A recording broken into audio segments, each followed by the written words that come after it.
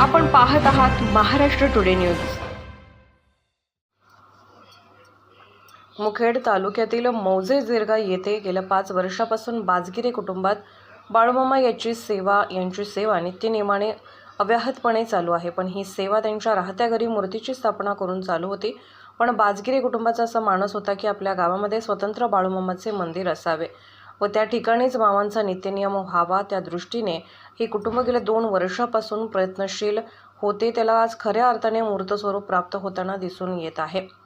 वाल्मिक चौकामध्ये स्वतंत्र जागा घेऊन आज दिनांक 23/3/2024 रोजी मंदिराचा भूमिपूजन सोहळा संपन्न करण्यात आला।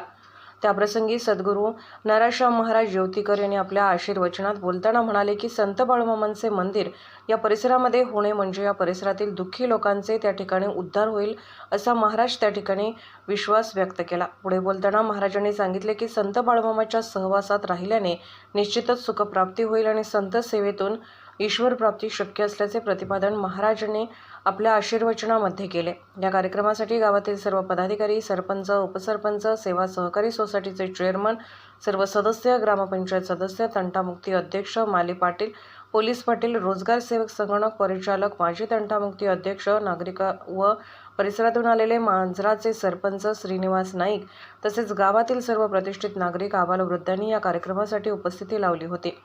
कार्यक्रमाचे सूत्रसंचालन हनुमंत पाटील यांनी केले तर आभार प्रदर्शन आनंद राठोड यांनी मांडले। महाराष्ट्र टुडे मराठीसाठी बालाजी साधू, मुखेड।